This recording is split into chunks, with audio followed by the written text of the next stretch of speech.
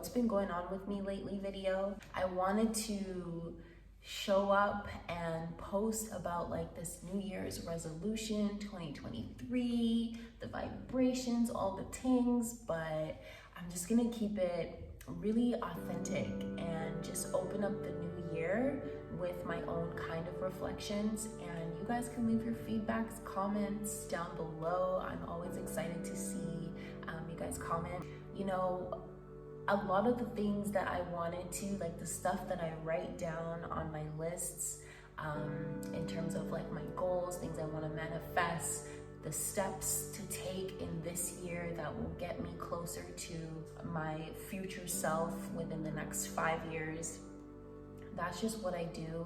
And I genuinely feel like I've crossed off most of the things off my list. The only one that's still on the list by divine design, a life partner. I haven't done that yet, but you know, my experience with dating in 2022 has been quite eventful, to say the least. For those of you who are like me, 30 and single and just, you know, entering into a season of wanting partnership and to create a family and just co-create a life together, you know, one where both individuals are totally self-aware, both individuals' key values is self-growth, and both individuals do not suffer from any kind of lack mentality whatsoever.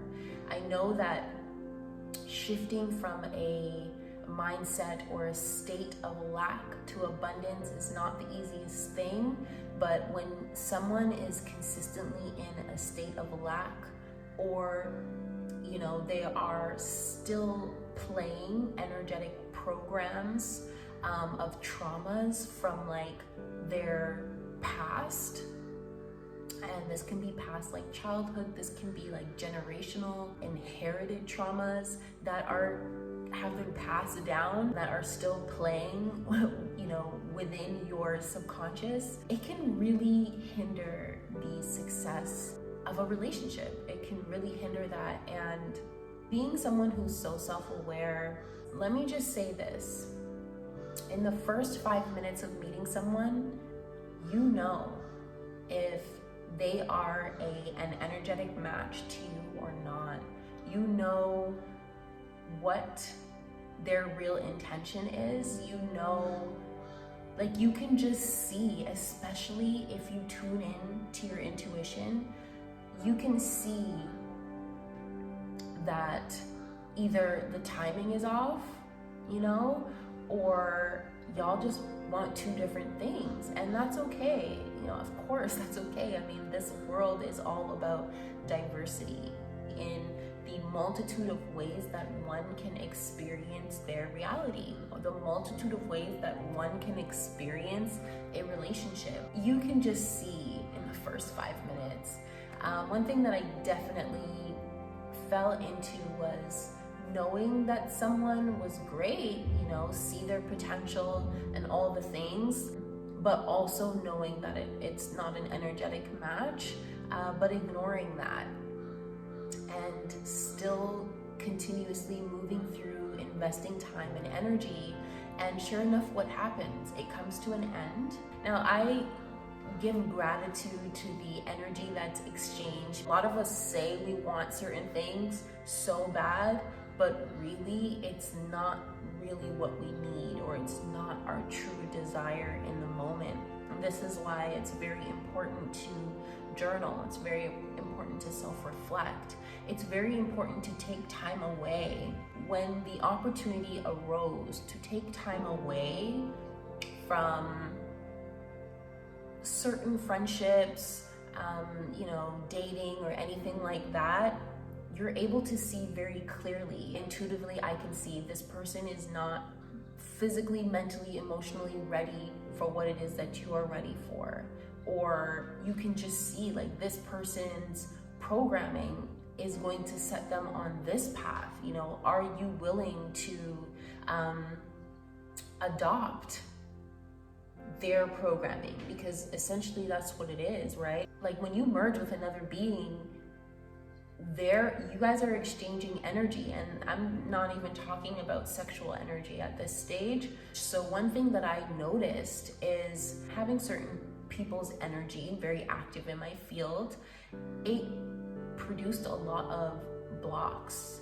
I went through a season of not receiving as much energy as I was used to. A lot of things kind of got put on hold, and while things were on hold, I mean, it was very much a blessing. I was able to truly understand what it is that I really want, and I pivoted from focusing more so on the business as a corporation and shifted things more focusing on the business as me and focusing on the things that come so easy to me, like readings and coaching and yoga, teaching others how to move energy within their being so they can move energy in their outer reality, focusing on guiding individuals back to their core, back to their sacred center, back to their truth, their true desires. And that's the stuff that really lights my soul on fire. And so that's kind of where I'm going. Now, if you guys get into human design, I am a human design projector, 2/4, okay? So I'm the hermit, but I'm also the opportunist or the socialite, but I only show up in the community or show up to be social when it's time for me to do my thing. And otherwise, I like to stay, in my zone. I like to experience things on my own. I'm just really good at holding my own energy. I mean, I grew up an only child, but I don't think that that's something that is negative at all. I think that it just speaks to the many different paths that a lot of us are here to experience in this realm. But nonetheless, I shifted things. As a 2/4, the hermit really likes to focus on the things that they are good at. And to be honest, like a lot of the times we can't see those things that we're good at just from looking at ourselves. But when we look out into the world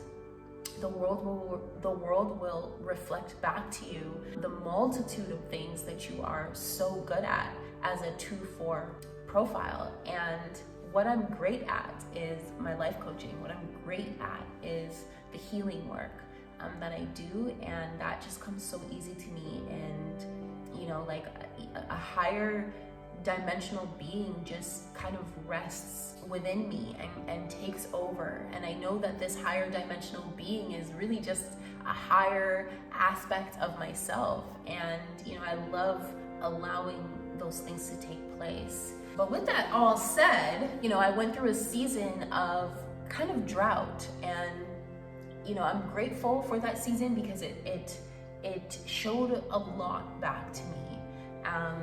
And the moment I had the opportunity to step back from certain things and see kind of what was going on and really listen to my intuition and recognize that, like, what, this just isn't it. And you have your reasons why this just isn't it.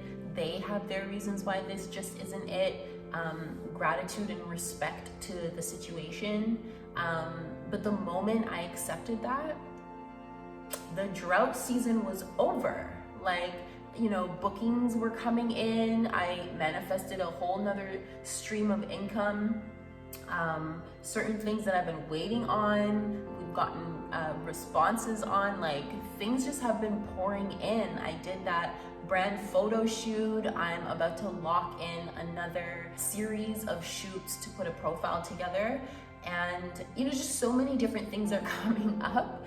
I actually hosted someone here that booked a reading, and so they got to do their in-person reading. I got to work with a photographer, videographer, which that video will come out sooner than later. And just so many things came up and started pouring in the month of December. So I'm truly blessed. I'm truly grateful.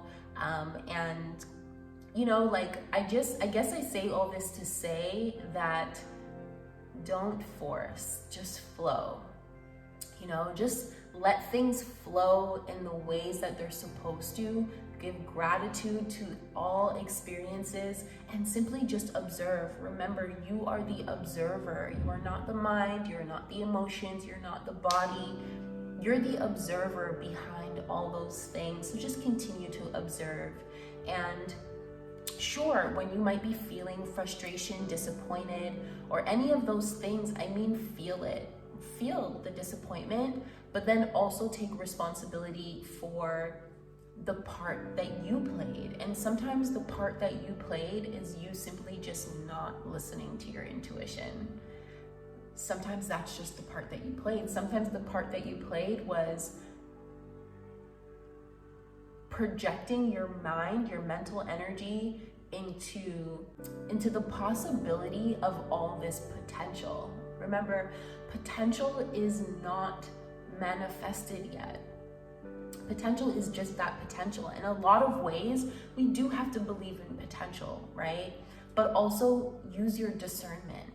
Some potential is only what exists within your own imagination. You know what I mean? Or sometimes the potential you see is very true and correct. It just is not including you. You know what I mean? So what I really want you guys to take from just this section is like, honestly, if you're looking for or you want a life partner, significant other, or just speaking for myself, listen to your intuition. Within the first 5 minutes, you will know if this person is for you or if they are not. You will know if you will have to accept or change a lot about yourself in order to make this work. And if that's what you gotta do, things are just not gonna work anyways, because your authentic self, like the parts of yourself that you have to push into your shadow side in order to make something work with another person, is going to cause problems in the relationship. It's going to cause friction and problems within yourself. We all know this. When we try to reject parts of ourselves that you feel like don't belong in like this present identity you are trying so hard to hold, it will creep up on you and it will show through your actions. It will show through your reactions. So don't do that. You know, social media doesn't help with how much we're able to see. I mean, it really keeps people in like this temporary kind of thing, right? And that's just not what I'm looking for. That just doesn't work for me. Temporary connections in that sense don't work for me at all. One thing that I truly feel like we don't allow to build is like, I'm gonna say it, sexual frustration in a way. It's not just because your body is feeling like it needs to do this thing, right? That you just need to do this thing, you know, like actually value the build up of it. It doesn't mean that you need to move into that step of really creating that emotional, strong spiritual bond between the two, okay? So, I mean, for me, I want longevity, and I think what really needs to be secured is like this friendship until we both are genuinely ready for whatever is to come. I'm not trying to be, you know, someone's girlfriend in 5 minutes. You know what I mean? Like, that's just not what I'm looking for. Especially for me, like, especially because a lot of us seem to get into relationships, but not actually see the person. We only are seeing what we want to see in our mind, and it's important to give yourself that time to see the person for who they are and truly understand if they are actually a fit for you and your values match and you guys are willing to allow each other to grow. I feel like, you know, starting things from a place of friendship is better because there's still this very healthy state of detachment. You know, a lot of us get attached way too fast, way too early. And sometimes when you get attached too fast, too early, really what you're trying to do, you know, you're really looking for either security, right, in another person, where that security in the other person can support you. It could be emotional security, it can be security in growing your ego, it could be security in any kind of way, right? The point is when you like quickly attach to someone, it's something that you feel, there's something that you feel like you lack within yourself that you just need to get from that other person. And that is also a recipe for disaster. It's a recipe for disaster because you both are going to continuously be looking to each other for this security. And as human beings, we are not always 24/7 feeling secure. And the moment when the other person is not feeling totally secure, it throws you off, and then you get mad at the other person for not being secure. And then what ends up happening is we feel like this relationship isn't nourishing us, and then the relationship detaches, you know? So I just think it's so important for us to take time, you know what I'm saying? Calm down, seriously, calm down. See that this person is whole, see how this person manages their anger, see how much this person is emotionally secure within themselves, mentally secure. How do they deal with stress? Like, these things are very important. And I think, like as I was saying before, this like healthy detachment, even though you've come together and there is, yes, going to be some sort of attachment happening, but there is also this sense of detachment where both individuals are wholly their own individual, if you get what I'm saying. And then we come together, but still have this sense of detachment in the relationship. I think that's super, very much important. So with that said, I'm just